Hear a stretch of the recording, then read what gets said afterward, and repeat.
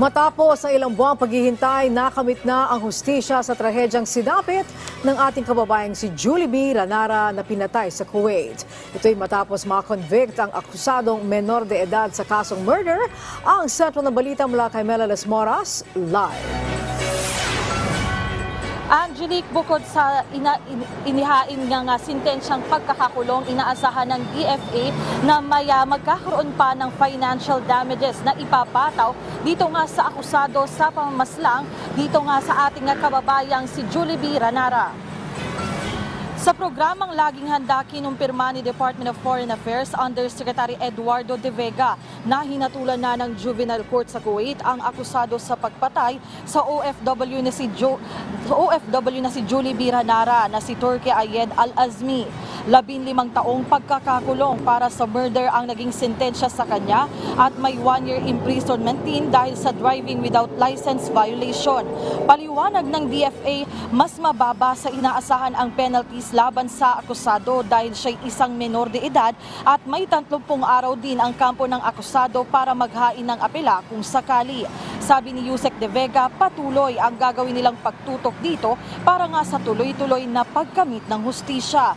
Sa Kamara, ikinalugod naman ng ilang mambabatas ang naging mabilis na aksyon ng Kuwaiti government at ang tinitiyak nila patuloy rin ang gagawing pagsusulong ng Kongreso ng mga panukalang batas para sa kapakanan ng mga OFW. Buwan ng Enero ngayong taon nang matagpuan ng isang disyerto ang sunog na katawan ni Julie B. Sa mga puntong ito, pakinggan natin ang bahagi ng pahayag ng DFA. Hinihintay natin yung kopya ng final decision. Hinihintay natin yung report ng embahada. Kasi meron pa dyan dapat yung financial damages. Well, hindi pa natin alam, no? Ang alam lang natin, from the beginning, hindi naman talaga pwedeng full life imprisonment o what dahil nga sa pagiging minor de edad ng akusado, no? Ganun pa man, hindi na absuelto, hindi nagkaroon ng whitewash, at napakabilis na pag-atol sa kanya. So, this is acknowledge yung efforts kasi nangako naman yung Kuwait na bibigyan ng hustisya yung pamilya, no? Alinsunod sa batas nila. Meron siya. Tigisa ka. Angelique, sa mga puntong ito ay nandito tayo sa sementeryo kung saan na naabutan din natin ang pamilya Ranara na dadalawin nila ang puntod ni Julie B. Kasama natin si Sir Romy Ranara, ang mga ng ating pumanaw na kababayan. Sir Romy, kumusta po kayo ngayon at ano pong reaksyon nyo sa naging hatol ng Kuwaiti government dito nga sa naging pamamaslang sa inyong anak?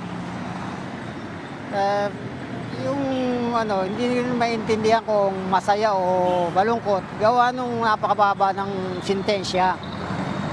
Pero nagpapasalamat din ako sa mga tumulong dahil napabilis ang hatol. Kaya yung lahat ng mga tumulong na katulad nila admin Arnel Ignacio, Ma'am Ople, tsaka si Hans Kadyak, si Edward de la Vega, sila po yung mga tumulong na nagpapasalamat din na po ako. Ang inihiling ko lang, sana mabigyan pa uli ng yung tamang sistensya sa kanya. Kaya yun na lang ang hinihiling namin para matahimik na rin kami.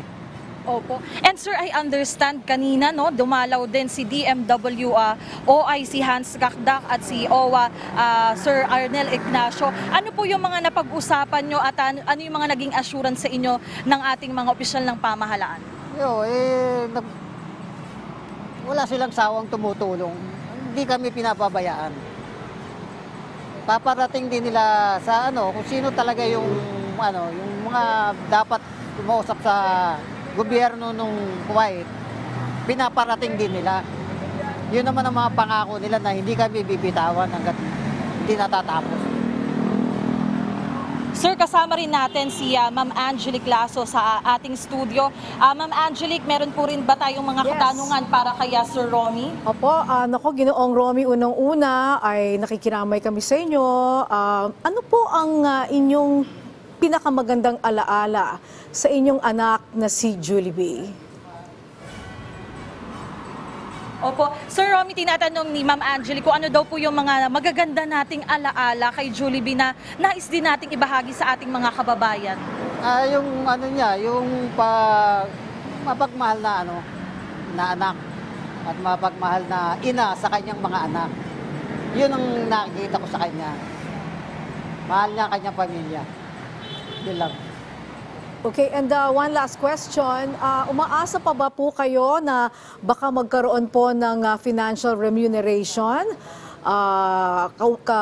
Kasabay na rin po nitong hatol na ito ng korte sa Kuwait. Opo.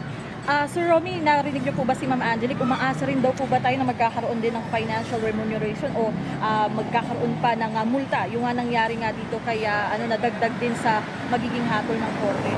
Kami, sa amin, kung anong yano nila, kung nararapat, ganun na lang ang mangyayari talaga. Dahil andyan na yan eh. Yun na lang ang namin. Ako, wala na talaga akong masasabi sa lahat ng mga tumulong. Maraming salamat. Presidente ko, Bongbong Marcos. Maraming salamat po sa inyong lahat. Maraming salamat. Naku, maraming salamat po sa inyong panahon, Sir Romy Ranara, ang ama ni Jollibee Ranara, at mula nga rito sa Las Piñas ay dadalaw din sila Sir Romy, ang kanilang pamilya, kay Jollibee para sa araw na ito. At yan muna ang latest mula rito sa Las Piñas. Mela Lesmoras para sa Bayan. Okay, maraming salamat sa iyo, Mela Lesmoras.